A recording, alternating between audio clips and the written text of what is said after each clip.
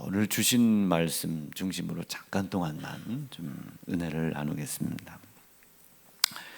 아담 이후에 아담 이래의 그 인간 사람들은 하나님께서 이렇게 성경을 보면 제 느낌상으로 무엇인가 이렇게 보조 장치를 하나씩 걸어 두신 것 같아요. 무슨 말이냐면은 이제 우리가 부모들이 아이를 잉태를 하잖아요. 그 뱃속에다 놓고 때로는 7달, 8달, 9달, 10달 이렇게 뱃속에다 집어넣고 이 아이가 잘 자라서 해산할 수 있도록 입는 것도 먹는 것도 마시는 것도 모든 것이 다 이 아이에게 집중이 되잖아요. 부부가 이렇게 둘이 신혼살림을 이렇게 차릴 때는 어김없습니다. 여지 없어요. 신방을 가보면 뭐 어김없고 한 사람도 여지가 없어요. 자기 결혼 사진 아주 대단하죠. 그러다가 이제 아이가 이렇게 나오고 나면 그 결혼 사진들이 전부 다 없어지고 아기 신발, 아기 사진 이렇게 돌아가죠. 그리고 그 아이가 자라면 이제 밑에 있는 모든 것들이 싹 다 없어지기 시작하죠. TV도 깨진 TV 그냥 달랑 하나 놓고 아이들 손 닿는 곳에 위험한 물건들이 없도록 전부 다 싹 치워버리죠. 아기들 중심으로 이렇게 다 커가요. 이제 그 아기가 크면 이제 공부방을 마련해 주잖아요. 공부방에서 공부를 할 수 있게 이제 중학생이 되고 고등학교가 되면 이제 힘들고 어렵게 돈을 벌어오는 아버지도 조용히 입 다물고 있어야 되잖아요. 밖에서 텔레비전도 못 보잖아요. 애 안에서 공부하니까 다 그 중심으로 간다고요. 그러다 대다수의 부모들이 시집장가를 보내놓은 다음부터는 이제 김치를 담아요. 누구를 위해서 김치를 담아요? 우리를 위해서 담는 게 아니라 자식들을 위해서 또 김치를 담고, 아주 극단적으로 제가 이렇게 표현을 해봤지만 무슨 얘기를 좀 해보려고 했냐면은 우리 인간은 나면서부터 스스로 된 자들이 하나도 없습니다. 정말로. 저 정아 뱃속에 배가 정아 뱃속에 이제 우리 김은까지는 이름을 졌는데 김은땡 아이가 저 뱃속에서 자라잖아요. 지 엄마가 저렇게 지 때문에 힘들고 어렵고 고통스럽고 먹을 것도 제대로 못 먹고 쉬는 것도 제대로 못 쉬고 가고 싶은 데도 제대로 못 가고 그 수고와 노력과 그 혹독한 고난 고통을 참아내면서 자기를 뱃속에서부터 길러내고 있다는 것을 사실은 저 아이는 아마 잘 모를 겁니다. 자기가 부모님께 받은 은혜가 어떤 것이었는지를 알지 못했던 것처럼 아이도 저 뱃속에 있는 아이도 자기 엄마의 수고와 노력을 아마 잘 알지를 못할 거예요. 이제 자기 엄마 아버지 이빨 빠지고 이제 등 굽고 이제 오갈 데 없는 이런 시절이 되어야 저분들이 저 굽은 어깨로 나를 길러냈구나라고 아마 뒤늦게 깨달을 겁니다. 사람이라는 존재는 아담 이후로 전부 이렇게 은혜라고 하는 빚을 지고 이 땅에 나오게 되는 겁니다. 은혜라는 것에 우리 입장에서나 은혜지 그 은혜를 베푸는 사람의 입장에서는 희생이죠. 성경에 이렇게 기록합니다. 하나님께서 우리 인간들을 위하여 준비하고 예비하신 희생이 있어요. 그 희생이 예수의 희생이죠. 예수 그리스도의 피 흘림의 희생입니다.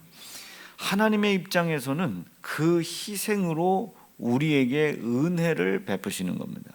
그러니까 하나님의 입장, 우리가 봤을 때는 우리가 이게 하나님의 은혜를 받았어라고 이야기하지만 사실은 하나님의 입장에서는 우리가 은혜를 받았다고 생각하는 만큼, 깨달은 만큼 희생이라는 값을 지불하신 겁니다.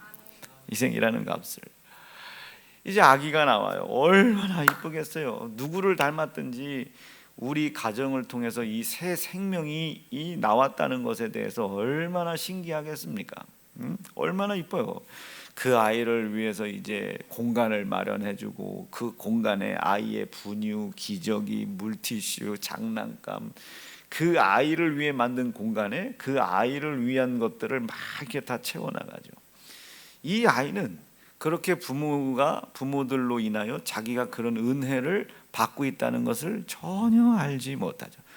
여러분, 돌잔치를 하잖아요. 요즘도 돌잔치를 하는지는 모르겠지만 뭐 돌잔치를 할 때 이 돌 주인공인 아기가 마이크를 잡고 모여주신 하객 여러분 감사합니다. 제가 여기에 있을 수 있었던 까닭은 우리 부모님의 지극한 정성 때문이었습니다. 이 돌을 맞이하여 우리 부모님께 감사의 박수를 말도 못하겠지만 아이들이 말을 배우는 거의 대다수의 첫 번째 단어가 엄마, 아빠 뭐 이런 거래요. 그리고 그 다음 배우는 게 밥 줘, 젖 줘, 뭐 줘, 뭐 이런 거랍니다.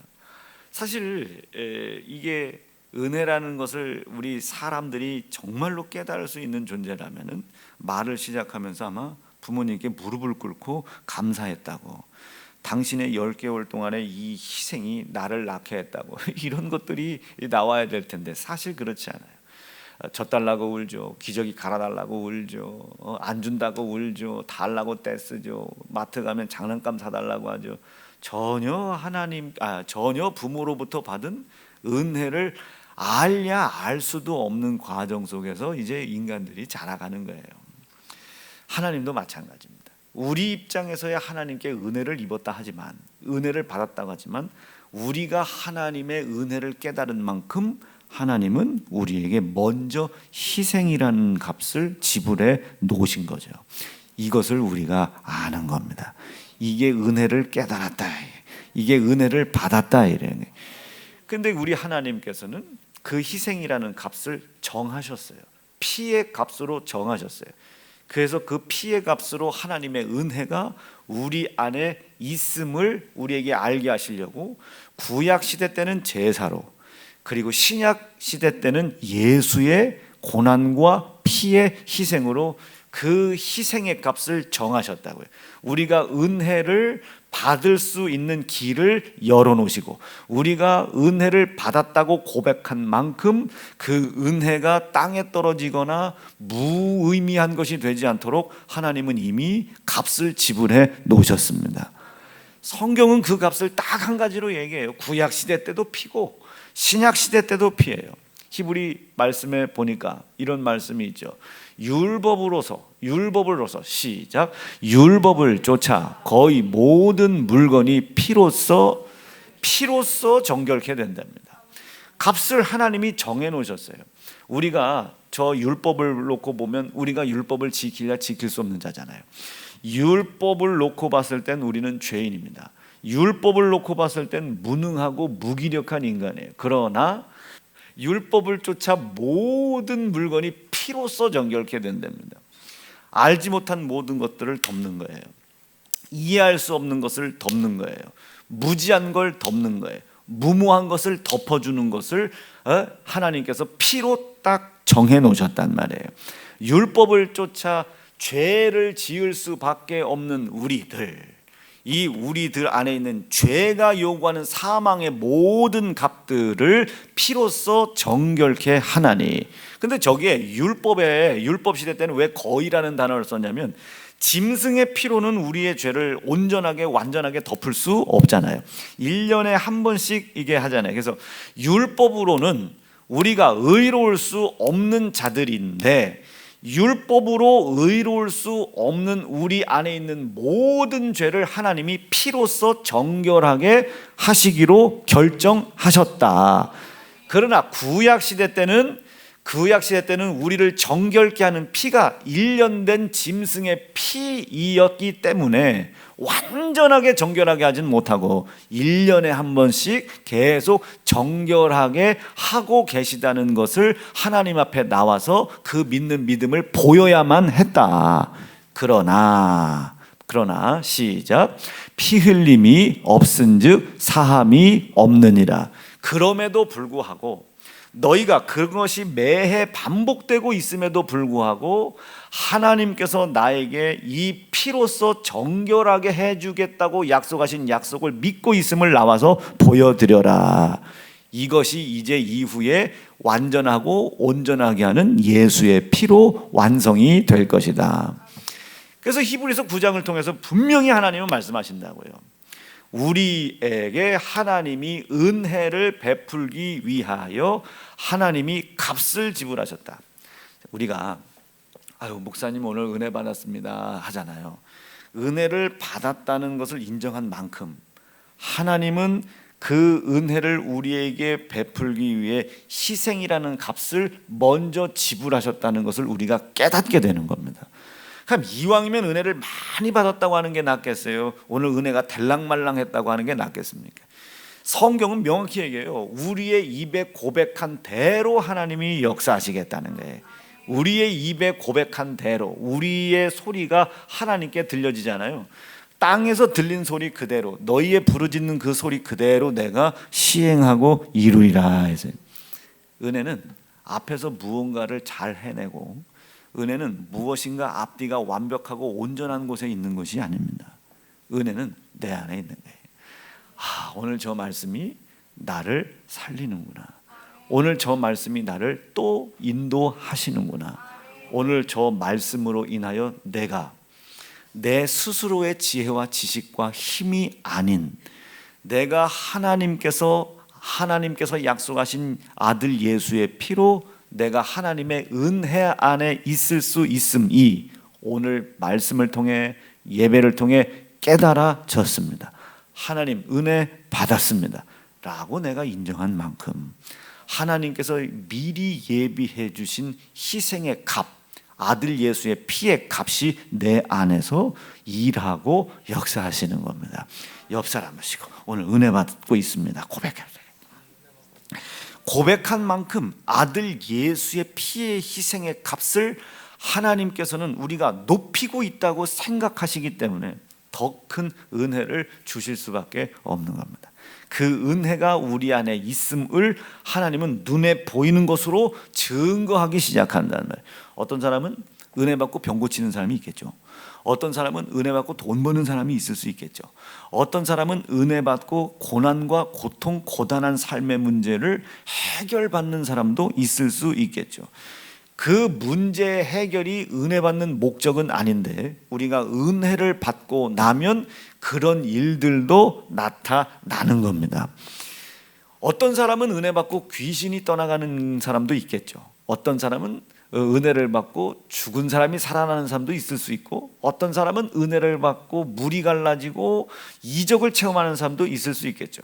이것이 은혜 받는 목적은 아니지만 우리가 은혜를 받았을 때에 하나님은 내가 하나님의 은혜 안에 있다는 것을, 이런 율법적으로 말씀을 지킬래야 지킬 수 없는 나이고 깨달으려 깨달을 수 없는 나이고 알야 알 방법도 없는 나이지만 하나님의 은혜 안에 내가 있다는 것을 세계 만방에 하나님은 보이시는 겁니다. 요게 하나님 형상, 그 모양대로 지음받은 우리 사람들이 살아가야 할 삶의 태도인 거죠. 다시요, 조금만 앞으로 가볼게요. 부모님들이 이제 아이를 이제 잉태를 합니다. 이 아이는 자기가 어떻게 크는지를 잘 모를 거 아니에요. 이 아이를 정상적인 출산으로 이 땅에 나오게 하기 위하여 입는 거, 먹는 거, 마시는 거, 자는 거, 자기의 생활, 자기의 활동, 이 모든 것을 절제하고 제어를 해내죠. 오늘 말씀해 보니까 그러므로 너희는 죄로 너희 죽을 몸에 왕노릇하지 못하게 하여, 이 부모들이 죽을 힘을 다하여 온 힘을 다하여 먹고 싶고 입고 싶고 마시고 싶고 쉬고 싶고 이 육체의 모든 것들에 순종하지 않고 오직 뱃속에 있는 아이를 위하여 부모의 삶을 희생하는 것과 같이 너희도 하나님께서 죄로 죽을 수밖에 없는 너희들에게 은혜를 먼저 베푸시어 죄에서 자유를 누리어 정결케 되어 하나님의 은혜 안에 거할 수 있도록 하나님이 먼저 희생의 값을 지불하신 것을 믿는 믿음의 사람다운 삶을 포기하지 말고, 여러분 믿음 있으신 사람다운 삶을 살기를 바랍니다. 믿음 포기하면 안 돼요. 하나님께서 나를 하나님의 은혜 안에서 살게 하시기 위하여 먼저 우리가 알지 못하지만 피로써 희생의 값을 지불해 놓으셨다는 사실을 믿고 있음을 끊임없이 하나님 앞에 나와 고백하고 보여드려야 되는 겁니다. 목사님 집에서 예배드리면 안 돼요? 안 돼요. 목사님 마음으로만 믿고 있으면 안 돼요? 안 돼요. 그 마음으로만 믿고 있는 믿음을 하나님이 인정하실 겁니다. 그러나 하나님은 그걸 보고 싶어 한다고요. 생각해 봐요. 작년에 제사를 지냈어요. 그래서 속죄를 얻었습니다. 그럼 속죄를 얻었으면 그만이지, 내년에 또 제사를 드리러 또 가야 되잖아요. 또 드리고 또 드리고. 그러니까 사람들이 의심할 수도 있죠. 아니, 하나님께서 이렇게 할 것 같으면 죄를 짓지 못하게 하지, 왜 죄를 질 때는 내버려두고 1년에 한 번씩 엄한 짐승을 잡아 죽이게 하나? 이게 아니고, 지킬 수 없는 우리라는 연약한 존재를 하나님은 아시고, 우리가 이미 어디에서 무너져 있고, 무너져 있는 그것을 도저히 회복할 수 없는, 천박할 수도 있고 혹독할 수도 있고 저급할 수도 있고 민망할 수도 있는 우리임에도 불구하고 하나님은 나를 받아들이기를 거부하시지 않는단 말이에요. 왜? 하나님은 은혜의 하나님이니까. 그러니까 기다리는 거예요. 너희가 이런 나의 은혜를 믿는 믿음이 있다면 나오라는 겁니다. 나와서 그 믿음이 있음을 보이라는 거예요. 너 봤잖아. 너 작년에 제사 지내고 갔잖아. 그런데 또 죄 짓는 네 모습 봤잖아. 그럼에도 불구하고 올해 내가 또 너를 받아주는 거 봤잖아. 그러니까 말씀을 지켰냐 안 지켰냐, 죄가 있냐 없냐, 이것으로 하나님의 은혜가 있냐 없냐가 아니고, 하나님은 명령하잖아요. 기억해라. 네가 애굽에서 종살이 했었던 것을 기억하라. 이것을 성경 에베소서에서는 뭐라고 비유를 하면서 얘기하냐면, 너희 자녀된 자들아 부모를 기억하라는 거예요. 부모의 가르침을 떠나지 말라는. 너 네 잘나서 여기까지 커온 것 같지만 네 부모님이 너 10달 동안 아파주고 대신 병 들어주고 대신 고쳐주려고 하고 너 대신 돈 벌어주고 너 대신 입혀주고 먹여주고 마시게 해주고 이 했던 것을 기억하라, 이 소리입니다. 그래서 하나님이 명령하죠. 너 애굽에서 종로로 됐던 것 기억해라. 읽어보죠. 시작. 너는 기억하라. 네가 애굽 땅에서 종되었었던 것을 기억하라. 종 될 수밖에 없는 네가 뭐가 이쁘다고 아들 예수 죽이는 피의 희생의 제사를 통해 너를 건져내겠냐 이거지. 너같이 못된 놈, 너같이 저급한 놈, 너같이 민구스러운 놈, 너같이 민망한 놈, 그럼에도 불구하고 내가 너를 받아들이기를 멈추지 않았다. 예수님이 예루살렘이 망해 나갈 때, 예루살렘 성이 망해 나갈 때 내가 암탉이 이 병아리들을 이 품에 품으려고 그렇게 애쓰고 했었다. 그런데 너희는 내 품 안에 들어오려고 하지를 않았단 말이에요. 예수의 품 안에 안으려고 하는 이 사람들이, 이 존재들이 막 도망댕겨요. 여기저기 도망댕겨요. 얼마나 저급해 보입니까? 이거 어떻게 비유를 해야 되나? 그냥 정화가 하자. 그냥 정화가 이제 피곤할 수도 있잖아요. 근데 태근이가 보니까 막 자기 애 그리고 막 자기와 살아주는 게 너무 고마워가지고 여보 이리 와보라고, 정아 이리 와봐, 안아주려니까 귀찮아, 저리 가, 더워. 얼마나 서운하겠어요. 얼마나 서운하겠어요. 예수님께서 이제 곧 심판이야. 그러니 그 암탉이 병아리를 품듯이 막 예루살렘아 예루살렘아, 한번 이거 읽어볼게요. 시작. 예루살렘아 예루살렘아, 선지자들을 죽이고 네게 파송된 자들을 돌로 치는 자여, 암탉이 그 새끼를 날개 아래 모으려고 한 것 같이 내가 네 자녀를 모으려느를 몇 번이냐, 이게 몇 번이냐. 그러나 너희들이 원치 않았다. 지금 저게 하나님의 진노입니까? 하나님의 서운함과 속상함입니까? 이거를 기억해라. 이거를 반드시 기억해라. 자, 제사 때를 다시 보세요. 올해 제사 때 제사를 드리러 왔어요. 내 죄를 속죄 받으려고, 속죄제, 속건제 뭐 이거 하려고 왔단 말이에요. 번제를 드리러 왔어요. 번제를 드리러 왔는데 두려워. 자기 죄 때문에 죽을까 봐. 그런데 살았어요. 살았으면 영원히 살게 해야지. 그 다음에 또 그 두려움을 갖고 오게 됩니다. 이걸 하나님의 입장에서 보면, 봐, 너희 작년에 내가 살려줬는데 또 죄를 짓고 또 죄를 짓고 또 내 아들 예수의 피가 필요할 수밖에 없는, 아들을 죽일 수밖에 없는 자가 되어서 돌아왔지. 내가 너를 찢어 죽이고 싶어. 작년에 그렇게 탕감을 해줬는데도 불구하고 올해 또 탕감받은 빚을 그대로 가지고 왔으니 내 아들이 또 고난을 당해야 되고, 내 아들 예수의 고난과 아들의 희생이 또 너에게 지불이 돼야 되잖아. 그럼 1년 동안 너 뭐 사는 거야? 내 아들의 피를 기억이나 한 거야? 내 아들 피의 고난을 기억이나 한 거야? 그것으로 네가 탕감받은 삶을 네가 살기나 한 거야? 하나님 물으실 수 있죠. 그리고 막 하나님이 분노와 진노를 하실 수도 있는데 또 기다려 주신단 말이에요. 또 아들 예수를 또 죽이고, 아들이 또 죽는 건 아니지만 아들 예수를 예표하는 양이 또 죽고, 그 양의 죽음을 통해서 하나님은 누구의 죽음을? 아들 예수의 죽음을 보며 가슴 아파하겠죠. 그것이 매해 반복된다고 생각해 보세요.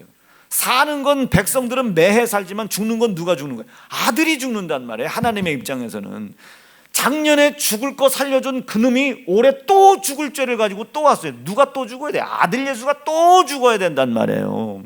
사는 건 지들이 살아요. 죄를 짓는 건 지들이 살아요. 탕감을 받는 건 지들이 탕감을 받아요. 그런데 죽는 건 아들이 죽는단 말이에요. 그러니까 하나님의 입장에서는 그 매해 받는 제사가 얼마나 고통이겠습니까? 그래서 구약의 제사를 우리가 히브리 원어로 보면 희생입니다. 희생, 고단한 희생. 하나님의 입장에서도 고단한 희생이요, 사람의 입장에서도 고단한 희생인 거죠. 하나님 그 제삿날, 그 제사를 드리는 그 속죄일 날 저 끝에서부터 힘들게 제물을 들고 오는 사람들, 불평하고 불만하고 퉁실퉁실대고 그 제물을 들고 오는 사람들을 보았을 때 하나님이 얼마나 분노가 있겠습니까? 죄송해요, 저 새끼 저거 작년에 살려줬는데 또 죽을 죄를 지고 또 오네. 작년에 내 아들의 희생으로 살더니 또 내 아들 죽이러 오네. 이러면 하나님이 이렇게 보시지 않겠습니까? 그러니까 하나님이 기억하라는 거예요. 그거를 기억하라. 다시는 그 죄가 너희 속에 없을 수는 없지만 그 죄가 네 속에 왕노릇하지 못하게 하라. 죄의 종노릇하지 말아야.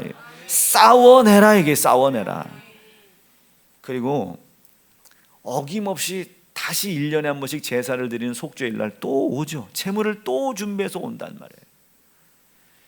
하나님은 고통스럽지만, 아들이 죽어야 되니까 고통스럽지만, 이 속죄의 일을, 이 50여일 동안 이루어지는 이 속죄의 이 절기를 한 사람도 빠짐없이 나오라는 거예요. 죽게 됐음을 알고 나오라는 거예요.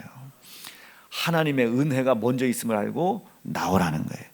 내가 이런 죽을 수밖에 없는 죄가 있음에도 불구하고 하나님은 아들 예수의 피의 희생으로 내 사망의 값을 치르신다는 것을 믿는 믿음, 그 믿음 있는 사람이라면 나오라는 거예요. 그 믿음이 있다고 그 사는 그곳에서 버티지 말고 믿음이 있다면 나와서 하나님께 그 믿음을 보이라는 겁니다. 예배 드려야 되죠. 하나님의 은혜 표현해야 되죠. 우리가 하나님의 은혜에 대하여 표현하는 것을 감사라고 합니다. 이 감사의 중심에 뭐가 있어요? 예수 피가 있고 하나님의 고난이 있고 하나님의 고통이 있어요. 그래서 이 감사를 인간들이 하기는 참 쉽지 않아요. 우리가 감사한금 정말로 감사를 우리가 하나님께 올릴 때 진짜 즐거운 마음으로 감사로 올린 사람이 몇 명 되겠어요? 이거를 하나님 앞에 감사로 올리는 건데, 하나님이 내가 이런 죄가, 여러분 말씀을 읽을 때마다 내 죄가 드러나잖아요. 그런데도 이 죄가 있음에도 불구하고 아들 예수의 피를 희생의 값으로 지불하여 내가 하나님의 은혜 안에 거할 수 있게 해주겠다고 약속하셨다는 것이 여기에 기록되어 있잖아요. 죄를 짓지 마라, 형제를 사랑하라, 뭐 원수를 사랑해라, 살인하지 말라. 만약에 이런 말씀을 읽어서도 이 죄가 내 속에 있을 수밖에 없는 자임에도 불구하고 이 죄악의 사망에 얽매이지 않고 하나님의 은혜로, 하나님의 은혜 안으로 거할 수 있도록 아들 예수의 피로 하나님이 약속을 해주셨구나가 여기에 기록이 되어 있잖아요. 예. 그 은혜를 믿는 믿음이 내 안에 있다고요. 그 믿음이 있음을 나와서 보이라는 거예요. 하나님의 은혜가 내 안에 있음을 믿는 사람이라면 그 믿음이 있다는 것을 보이라는 거예요. 그 사랑하는 마음이 내 안에, 하나님의 은혜를 믿는 믿음이 내 안에 있음을 보이라는 거예요. 보이라고. 뭘로? 감사로. 그래서 감사 안에는 피가 있는 겁니다. 주일 성수 쉬워요, 어려워요? 솔직히 이 형제 선생님 쉬워요, 어려워요? 남편 눈치 봐야지, 또 목사 밥 해주려면 또 막 바리바리 싸워. 쉽지 않아요. 어려워요. 주일 성수 어려워요. 기도 어려워요. 기도 어렵죠.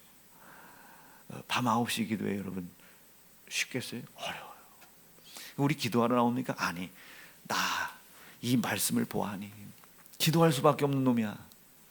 거꾸로 왜 은혜가 있을 수밖에 없는, 내가 하나님의 은혜가 아니고서는 살 수가 없는 존재야. 창세기 1장부터 요한계시록 마지막 장까지. 이 심판을 누가 피할 수 있겠어요?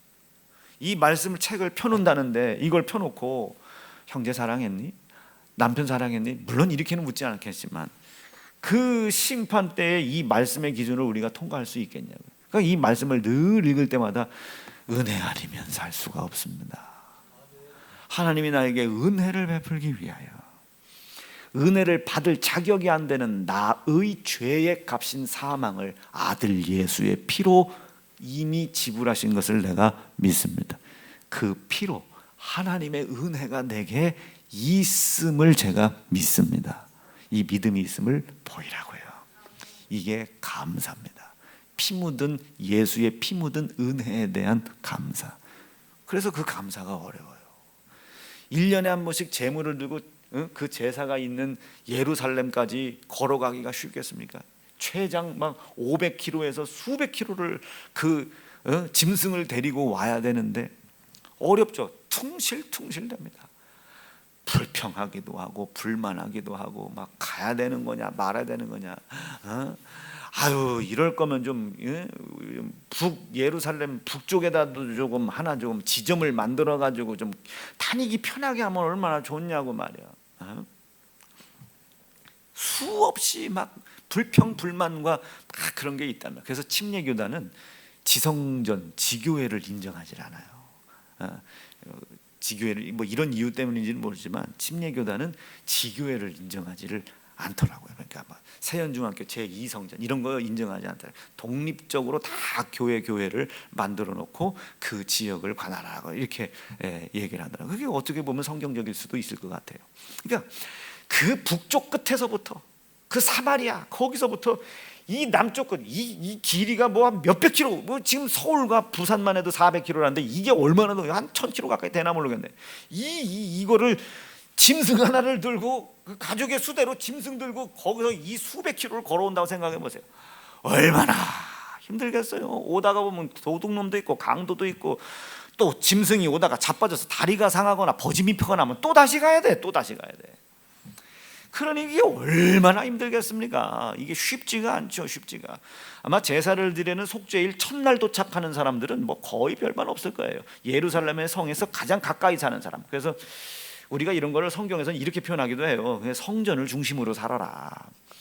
직장, 집 이런 모든 것들을 집을 너무 멀리, 만약 여기서 저 뭐 원신흥동 여기서 제일 먼데 저 안영리 막 저 가수원동 하면 거기서 여기까지 오기가 얼마나 힘들겠어요. 물론 옥천 영동도 계시지만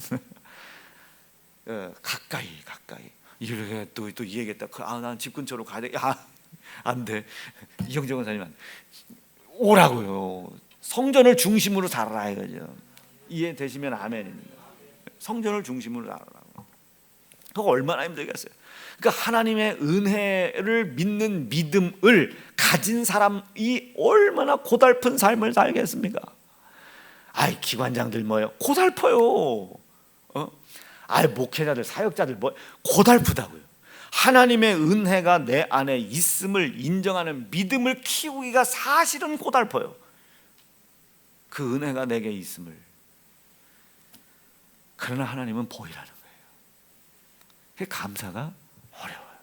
주일 성수 어려워요. 기도 어려워요. 전도, 감사, 충성, 성경 통독, 11조 어려워요. 그러나 싸워내는 겁니다. 하나님께서 뭐 꼭 그걸 받아야 압니까? 아니, 안 받아도 아시지. 그러나 있음을 보이라는 거예요. 있음을. 여러분 못하는 것과 안 하는 건 다르잖아요. 할 생각이 없는 것과 모르는 것은 다르잖아요. 알면서도 안 하는 것과 싸우지 않는 것은 다르잖아요. 그걸 심판하신다고요. 그걸 12장에서는 너희 죽을 몸에 왕 노릇하지 못하게 해라. 뭐가? 죄라.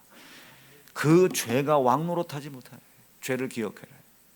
그 먼 곳부터 예루살렘까지 그 짐승을 끌고 와. 얼마나 고단해요. 이걸 고단케 하는 것이 하나님의 명령입니까? 죄입니까? 죄죠. 죄가 없다면 제사를 지낼 필요도 없었을 텐데, 죄가 없으면 죄 사함을 주기 위한 하나님의 은혜가 아들 예수를 죽이는 고난과 고통의 사건으로 기록되지 않아도 됐을 텐데, 그 죄가 하나님도 고난스럽게 했고 우리도 고통스럽게 하는 겁니다. 그런데 하나님은 너무 감사하게도 그 죄를 해결하기로 작정하셨단 말이에요. 덮어주기로 약속하셨단 말이에요. 말씀 정리할게요. 그 뱃속에 있는 애들 생각해보면 얘가 뭘 알겠어요? 뭘 알겠습니까? 자기 부모가 6.25 때 막 저 베트남 막 뭐 저런 우리가 무시하는 그런 동남아 그런 나라에서 우리나라 유엔군으로 막 참전시켜 갖고 막 싸우다가 베트남이 왔었나? 막 죽고, 그걸 우리가 기억이나 합니까? 우리가 스스로 잘나서 그런 줄 알지. 은혜를 잃어버리는 것은 은혜를 주기 위한 누구의 희생을 우리가 무시한다는 뜻이에요. 만약에 그럴 리는 없지만 예은이가 아빠가 나한테 해준 게 뭐 있어 한다고 생각해보세요. 해준 거 진짜 없지만 그게 얼마나 상처. 은혜를 기억하지 못한다는 것은 은혜를 베풀기 위한 누군가의 희생을 무시하는 거예요.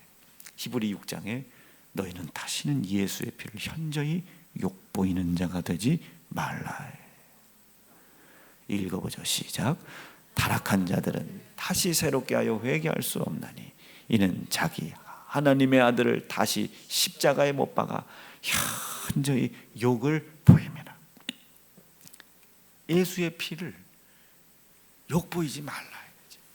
내가 너에게 은혜를 베풀기 위해 치른 희생의 값을 욕하지 말라. 모독하지 말라. 쉽게 생각하지 말라. 500km 넘는 길을 막 재물 들고 퉁실퉁실 오는 것을 기다리는 하나님의 심정은 얼마나 애가 타겠습니까? 안 와도 죽어, 와도 죽어. 오면 하나님이 괴로워 아들을 죽여야 되니까, 안 오면 그들이 죽어. 하나님이 창조하신 그들이 죽어. 그래서 괴로워. 어떻게 봐도 제사와 예배와 감사는 하나님의 입장에서 고난이지 즐거움은 아니란 말이에요. 이 마음을 깨닫는 거예요. 이 마음을 아는 겁니다. 그것을 성경에서는 하나님의 상한 심령을 안다 이 소리죠. 그 사람이 감사할 수 있는 거고, 그 사람의 감사가 열매 맺혀지겠다는 겁니다.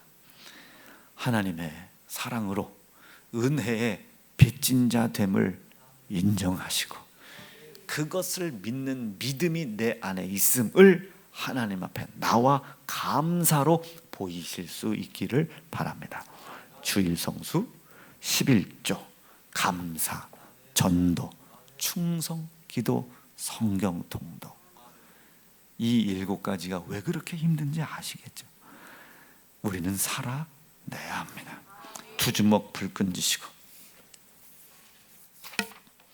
하나님 감사합니다. 오늘 우리 하나님께서 베풀어 주신 이 복된 말씀이 있습니다. 이 말씀이 내게서 하나님 영광 받기에 합당한 복으로 이루어질 수 있도록 축복하여 주시옵소서. 주의 이름 높이 부르짖고 합심하여 기도합니다. 주여!